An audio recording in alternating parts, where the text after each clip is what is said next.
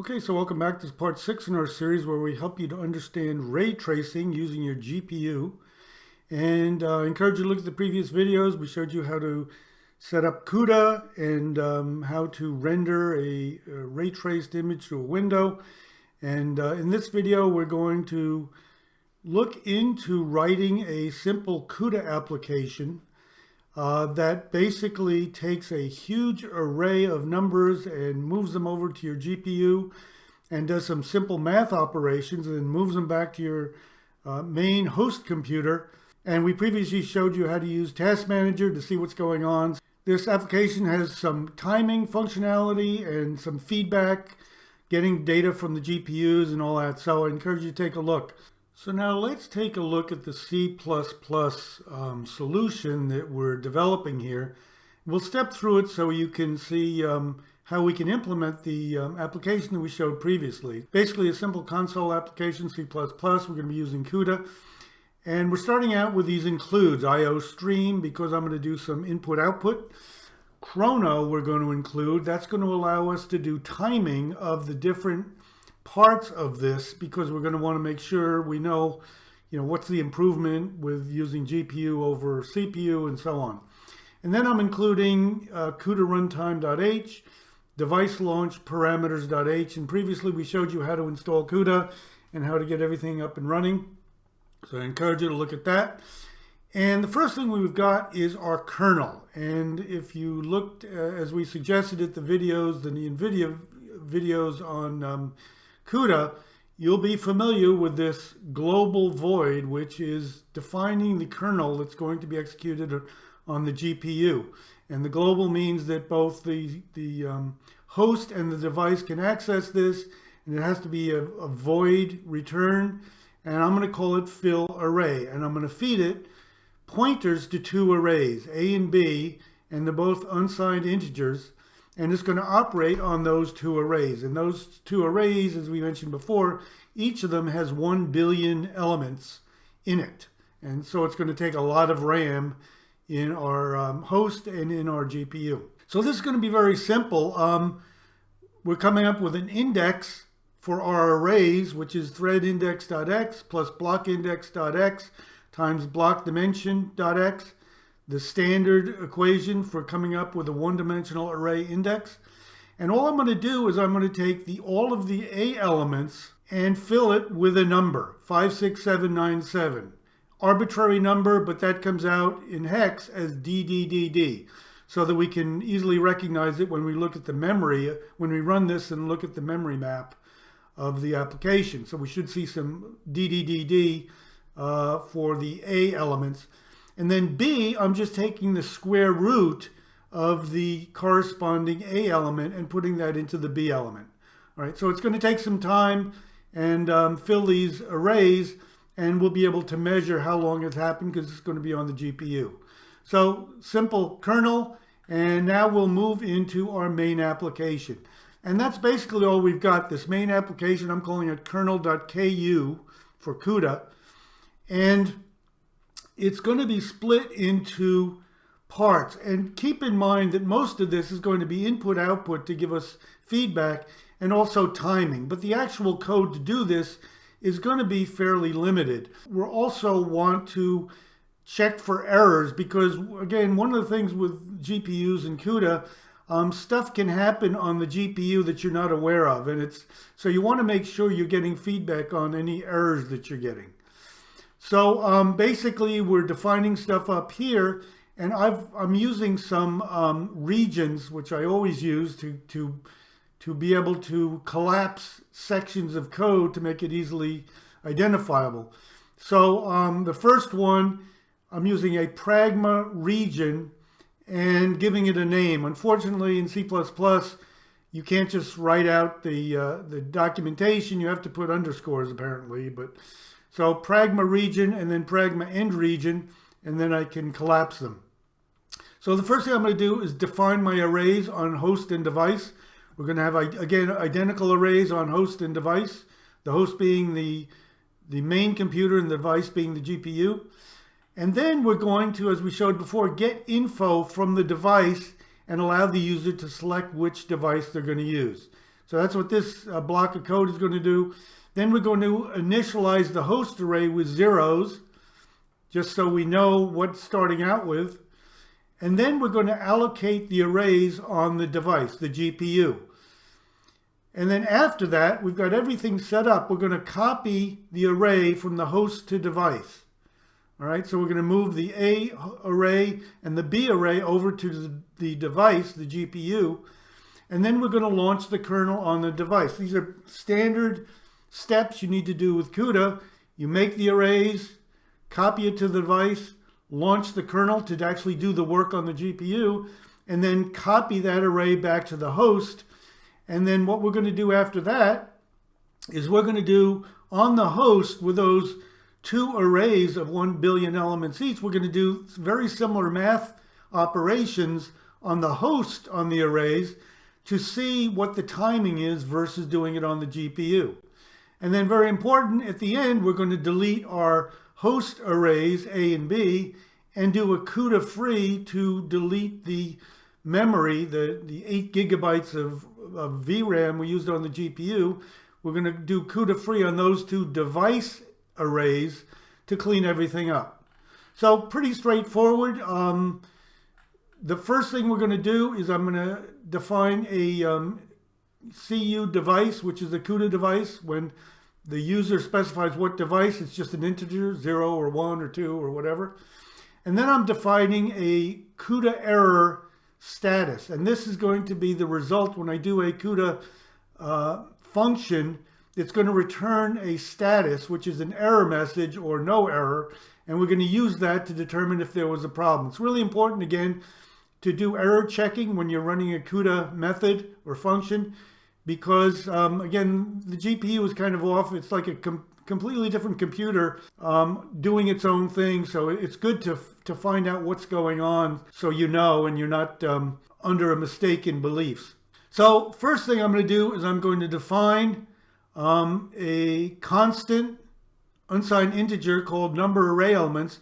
And this is our 1 billion index, 1 billion elements. So there's 9 zeros here. So I'm defining 1 billion array elements for each of the arrays. And as we said, 1 billion unsigned int each is 4 bytes because it's an unsigned int. Since there are 1024 times 1024 times 1024 bytes in 1 gigabyte, this means that if you divide 4 billion times 1024 by 1024, you'll get about 3.73 gigabytes of RAM required for these 1 billion elements. It also appears, I'm using x64 and Visual Studio 2022. It appears that there is a 4 gigabyte limit on individual array sizes. I haven't gone down that rabbit hole, but for some reason it seems like there's a limit on each array size. But we're setting up 2 arrays, about 4 gigabytes each, which means a total of 8 gigabytes. And then we're just calculating the size in bytes, which is those 1 billion elements times the size of unsigned int, right? So that's just some parameters we're going to need to specify the arrays. And then we're going to use the n integer to define the number of blocks for the kernel to process. And as you know, we launch the kernel in the GPU, and we specify the number of blocks and number of threads per block. So this is basically taking the number of array elements, which is 1 billion, divided by 1024, and that gives us the number of blocks for each kernel to process. And then we're going to define the arrays on host and device. So what I've got here is a chrono function, which allows us to time how long it takes to, in this case, allocate the arrays on the heap of our computer. Since they're really big arrays, we're going to have to do it on the heap, not the stack. So I'm using this, we've got this chrono library, include chrono, and I'm using this auto start. So I'm automatically specifying the type, and I'm calling it start, and I'm using std chrono high resolution clock and getting the present time, and then I'm going to allocate the arrays. A is a pointer to an unsigned int array, and I'm using the new to put it on the heap and giving it the 1 billion array elements. So I'm allocating those two, and then I'm stopping the chrono clock. I'm getting the end point, and I'm taking the duration is the difference, right? So this is basically how long does it take to set up the 1 billion, the two 1 billion element arrays on the heap. So I'm calculating duration and just printing that out using cout, and it's giving us duration.count, all right? And that's in seconds. So that's telling us how many seconds it takes to allocate those on the heap. And then I am declaring pointers to the GPU or device memory, the corresponding arrays, and I'm calling them dev A for device A, and it's a pointer to an unsigned int, and dev B is a pointer to an unsigned int for B, all right? So now we've got our arrays on the host and device, and this is just going to go through some code to, as we showed, show what the devices are available right here. And I'm using Cuda device property, and I'm calling it dev prop. And I'm using Cuda get device properties, and I'm giving it the address of this dev prop. And here's the device number. I've got two, so I've got a device 0 and a device 1, as we showed in the previous video. So I'm saying, get me the device properties device 0, and devprop.name gives me a string representation of device 0, and it just prints out what device I've got. And I do the same thing again for device 1. It prints out the other device. And then it asks the user enter the device number, and I'm going to call that CU device, Cuda device. And we specified that up here as an integer. And then what we can do is we can grab more properties of the device, the chosen device, and there's a whole list of many, many properties you can get. We're just going to arbitrarily get a multiprocessor count, total global memory, and max threads per block, and warp size. So pretty straightforward. You know what the Cuda device number is, either 0 or 1 in our case. And then we're going to say Cuda get device properties, and we're going to specify the device that the user picked. So device properties, Cuda device, and then we're going to go dev multiprocessor count, and you can look these up, the device properties, Cuda device properties, and choose what you want. But I'm going to say multiprocessor count, and that just gives you a simple integer. And then maximum global memory is total global memory. And I'm putting that in gigabytes, so I'm dividing by 1024 by 1024 by 1024. And then max threads per block, I'm using the max threads per block, and that prints that out. And then warp size is dev prop warp size. Pretty straightforward.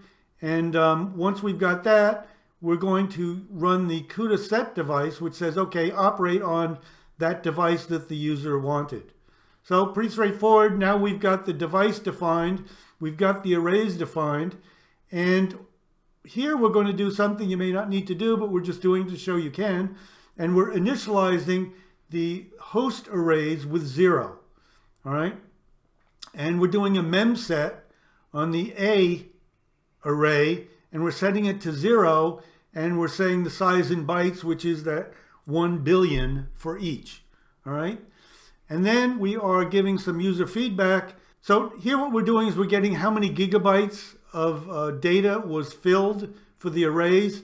So we're just doing precision of 3, so we only get a float of 3 instead of 20 decimal points. Num array elements times 4 divided by how many bytes per gigabyte.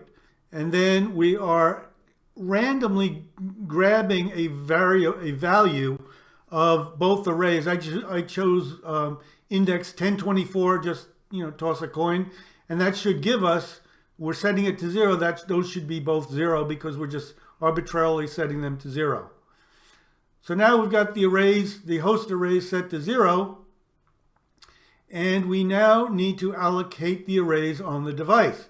So what we're doing is we're doing a Cuda malloc and returning a status, and here is the standard Cuda malloc function for device array A and device array B, and this is how you address that, and we're saying size in bytes that we already calculated. So we're basically allocating device array A and device array B, and that's our two 4 gigabyte arrays. And here we are checking the results of the status. Of course, this second status is going to overwrite the first one, but you can clean that up. So if the status is not equal success, we'll print out that there's an error. And, if we try to allocate more memory than we can, we're going to get an error there.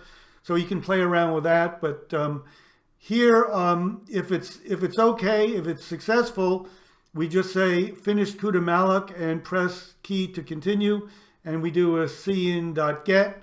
I had to do a cin.ignore because for some reason it's seeing more characters than it should. But anyway, this should go through. You've allocated the memory on the GPU and on the host. So now we're all set to do the mem copy, where you copy from the host to the GPU. And again, we're going to use Cuda mem copy and get the status. And we're going from the host array A to the device array A and size in bytes. And then we're saying copy, men copy, host to device. And then we're doing the same thing. If it didn't work, we print out a message. Otherwise, we print out we're okay and do a cin.get. So pretty straightforward. We now copied the array to the GPU, and we can start working on it. So here is where we're going to launch the kernel. And we're going to do timing just like we did before. Auto start, we're going to rename it auto start 1. Start STD chrono, high resolution clock now, and then launch the kernel. And we're going to call fill array, which is our kernel that we went through in the beginning.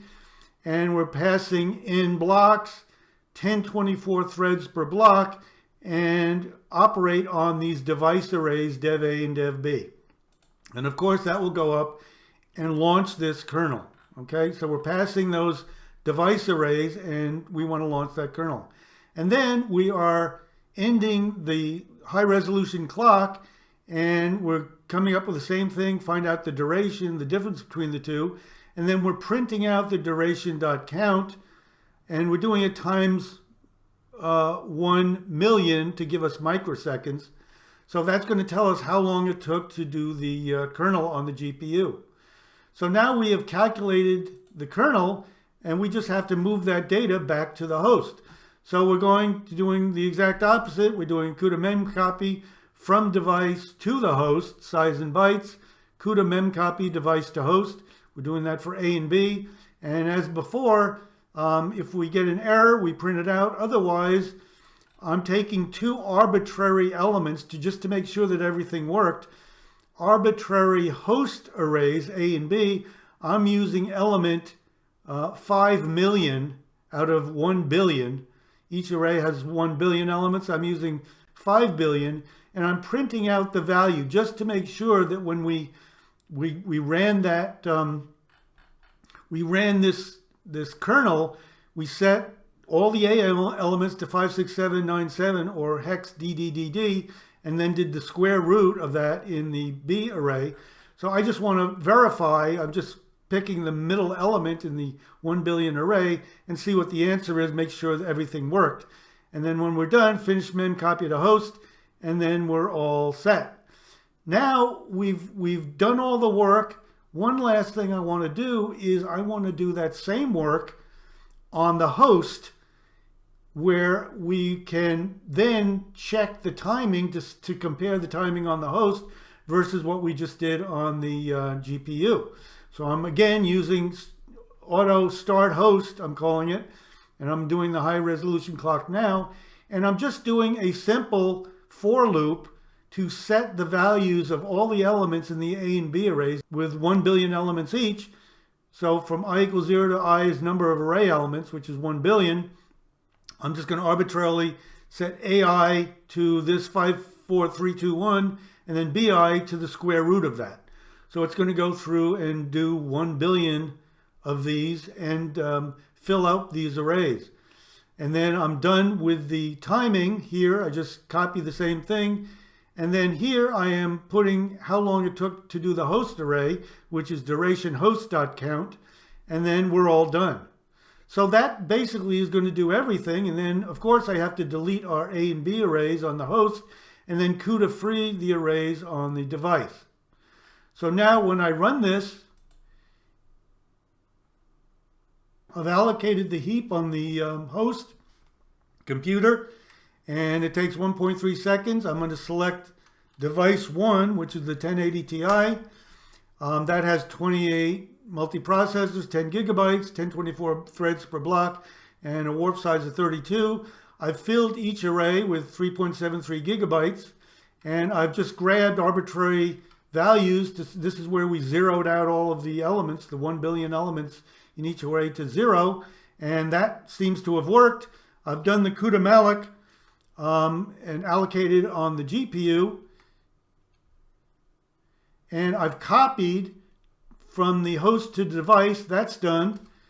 And now I've run the kernel, and it's taken almost 68 microseconds to do all of those 1 billion elements in each array. And I'm just checking my 5 millionth element is 56797, which is what I set it to. And then this is the square root, which is 238, and that works. So it seems like everything on the GPU worked fine.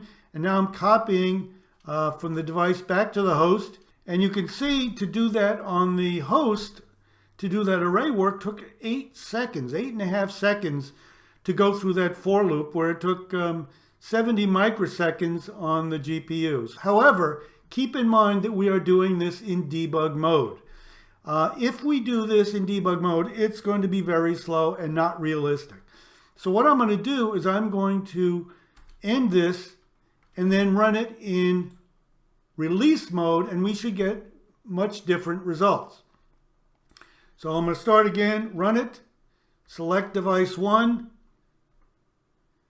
We've filled the arrays, we've allocated on the GPU, we've copied to the device. Now we're going to run the kernel, 60 microseconds to set those 1 billion elements in each array, and then we're going to copy back to the host.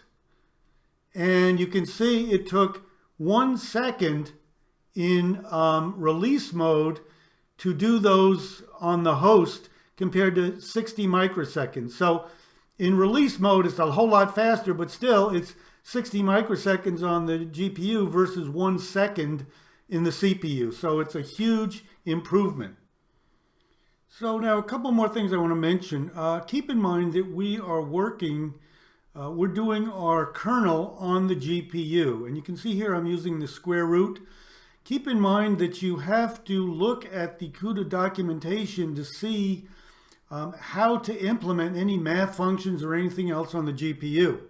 So here we've got docsnvidia.com, Cuda, and you've got the Cuda toolkit, and here is a list of the math API modules. And you've got the mathematical functions, signal precision, double precision, integer math functions. So make sure, because sometimes you need to use a float and you got to see what's available. Again, this is a separate processor, so you got to be thinking in terms of Cuda functionality when you're programming Cuda, and you got to be looking at what the functions are and what they require. The other thing you might want to keep in mind is you can, when you are in debug mode with Visual Studio, you can inspect the memory of your host arrays and any host elements. So for example, at this point, we allocated our host arrays A and B and set them to 0. So you can put a breakpoint for the A array on the host, and you can run it in debug mode. And we'll select our device, and you can see it breaks at that A. And what we can do is we can go up into this memory window. We go up to Debug, Windows, Memory, and then Memory 1, and it will give us a memory view.